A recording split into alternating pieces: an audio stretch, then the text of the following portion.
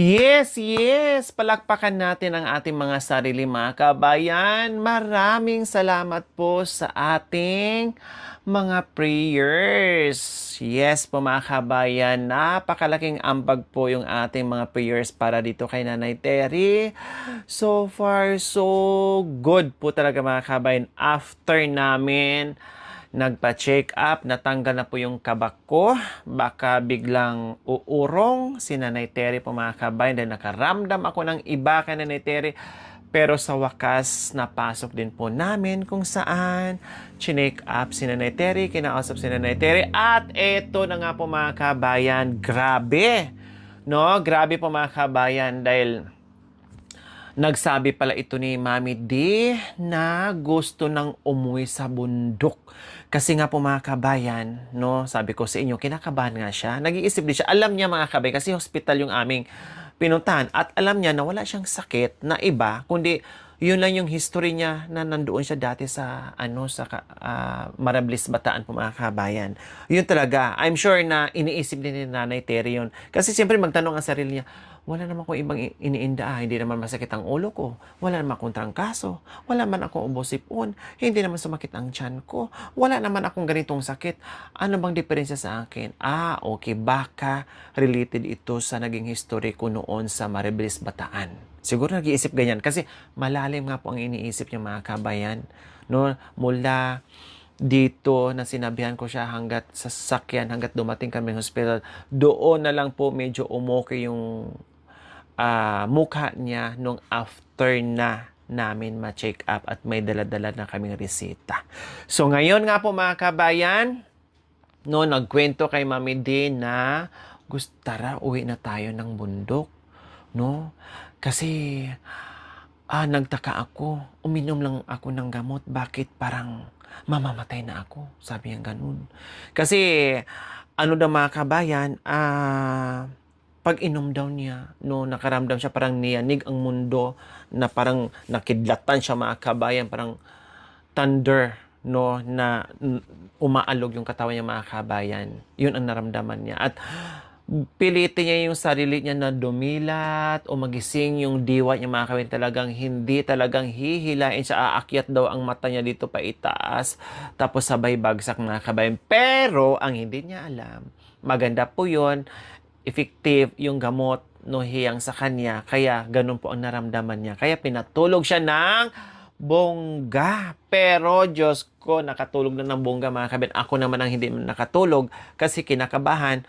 Sabi ko, Diyos ko Lord, wag naman, baka mama hindi na magising si Nanay Terry, baka yung kasarapan ng tulog niya dumiretso na wala ng preno-preno na hindi na makabalik. Wag naman, sabi kong ganon. Kaya kabado ako ng kabado mga kabayan. Hindi rin ako mapakali. Pati din pala si Mami D, chinichik din niya ang ilong. Parehas para kami naramdaman ni Mami D. No, chinichik ang ilong, ang tiyan kung humihinga pa.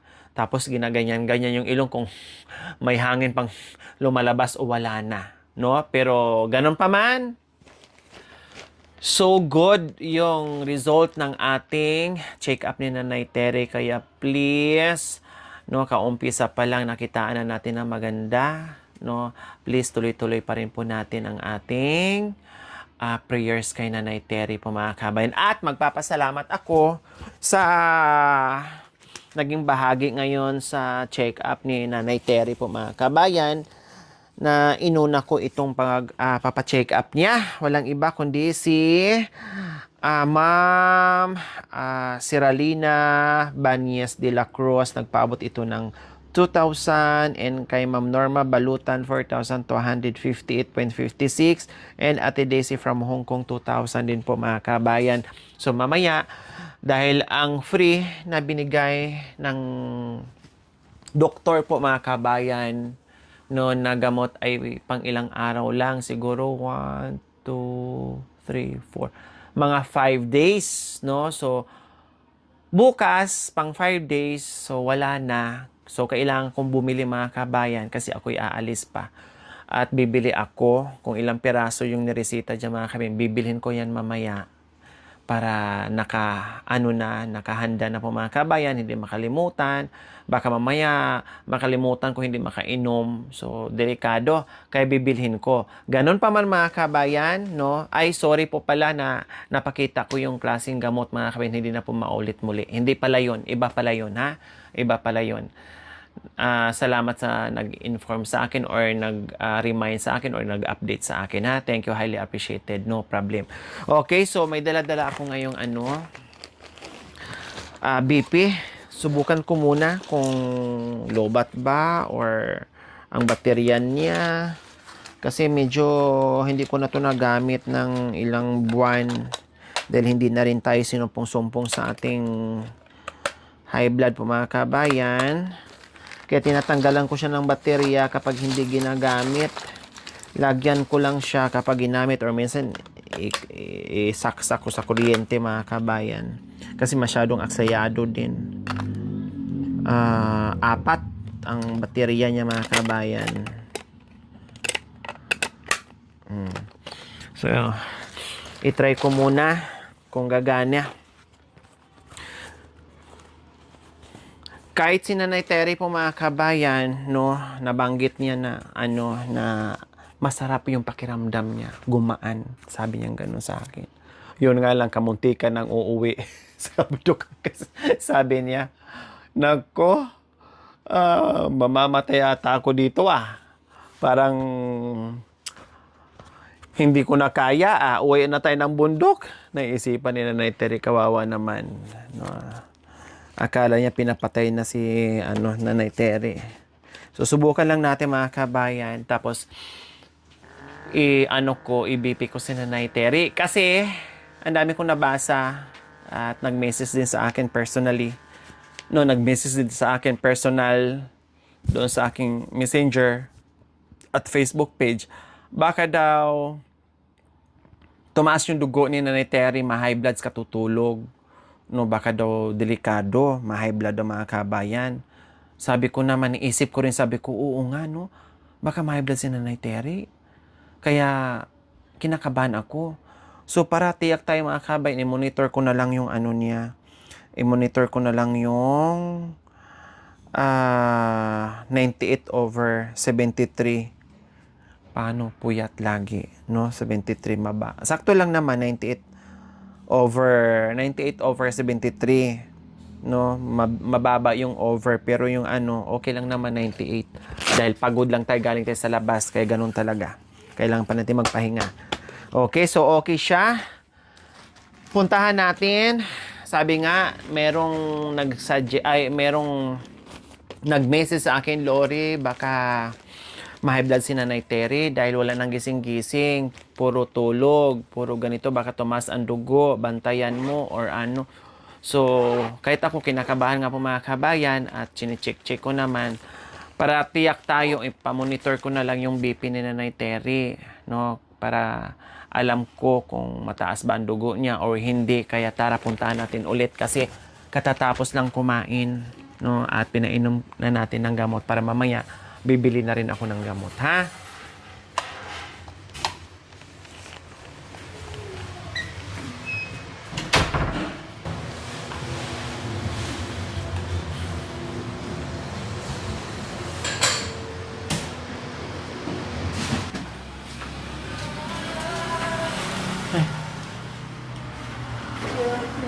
Ha? Cutex ba yan? Ha? Cutex. Cutex? Hindi. I-check ko yung mo. Hindi ka nahihilo? Yung parang nandidilim ang paningin mo? Hindi. I-check ko lang yung mo. Yung dugo mo, yung BP mo. Para Higa ka dito. Sandal ka. Hindi, sandal ka ganun. Kasi hindi, pwedeng hindi. Sige, ayan, upo ka na lang. Yan. Ay, dito nga, Mami Di, paki nga ako dito. Hindi, yung walis mo kanina, paki. So, ayan po, mga kababayan. Nandito ako kay Nanay Terry ulit at i-check ko lang yung BP niya. Kasi nga, maraming nag-suggest po mga kabayan or nag-message sa atin Baka ma-high blood daw si Nanay Tere. O, i-check ko na rin yung ano mo, Nanay Tere. Baka may lagnat ka. Ako nga, Nanay Tere, tinan mo, ang dami ko ring gamot. O, tinan mo. Ang dami kong mga gamot. O. Diba? Ang dami kong mga gamot. Ha?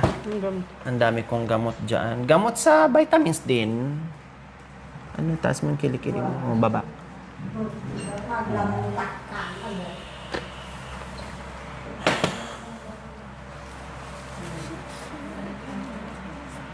Kanan pa mga kabayan?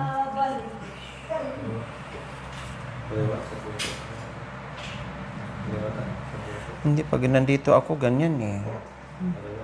Ay, kaliwa. Oh, kaliwa na Tere. Ulitin natin. Dito na sa kabila na ano, na laglag. Oh, ipit mo. Oh, ipitin mo para ano natin kung may lagnat ka or wala. Kasi, syempre, concern lang naman yung ano natin, mga viewers natin, no? Concern lang naman sila sa mission natin, mga kabayan. Kaya, ano natin si Nanay Tere. O, tingnan mo yung dugo mo, ha? Check natin kung normal. Tingnan natin.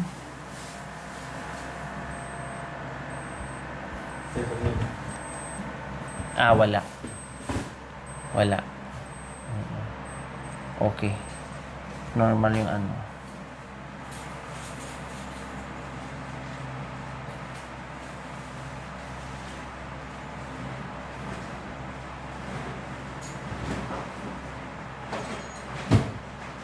So, ayan na po mga kabayan ha. Binipi ko na si Nanay Tere para tiyak tayo na hindi high blood. O, okay lang. 116/85. So, okay lang. Ayan o. Oh, di ba? 116/85. Kailang, tama nga ang sinabi ni Nanay Tere na malakas yung pintig ng kalamnan niya or yung puso niya, mga kain. Tama nga ang sinabi niya. Kasi, dahil siguro kainom ng gamot, no? Kainom lang yan ng gamot, mga kabayan, tapos naramdaman na naman siguro niya na parang ano. Kaya maano yung pulso niya, malakas, ayan o, 111. O dapat 100 lang or below 100, lumagpas sa kanya. Tama ba ako mga kabayan? Yan ang pagkakaintindi ko eh. Baka nagdunong-dunungan ako, ha?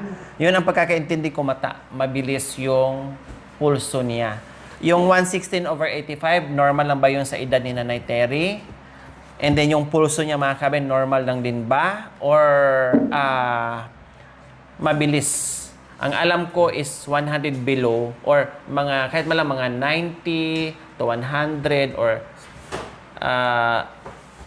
more than 80, mga ganyan ay okay lang. Pag lumagpas ng 100 ay baka mamaya ay hindi natin alam mga kabayan, no? Mabilis yung pintik ng puso ni Nanay Tere. So, yung mga kabisado dito at may alam, please paki-comment down below mga kabayan, ha? O, sige. Tapos,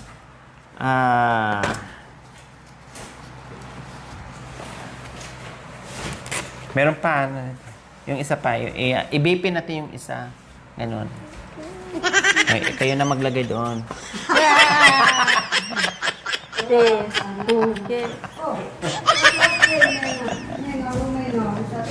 BP. So, ayan po mga kabayan.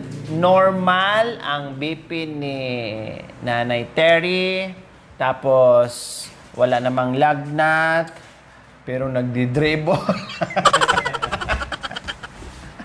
No, yung ano lang, yung pulso lang niya mga kabayan, hindi ako sure. Lumagpas 100. 111. O, diba? So, ayos na. Kumain ka na. Tapos, tawag nito, uminom ka na rin ng gamot. Sige lang, higa ka.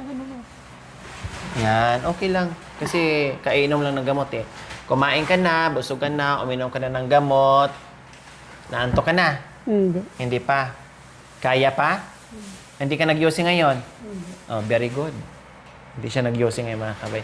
Para bang, no, kung kailan nag-vitamin si Nanay Tere, parang hindi na niya hinahanap yung yosi. Totoo lang. No, hindi katulad nung hindi siya nagamot na Pagising sa umaga, doon, layo si. Pagkatapos kumain, labas ka agad ng bahay kasi punta doon, layo si. Doon, paborito niya, doon na siya lagi. No? Maya-maya, doon na naman, Cindy na naman. Ngayon, napansin ko ngayon, parang wala.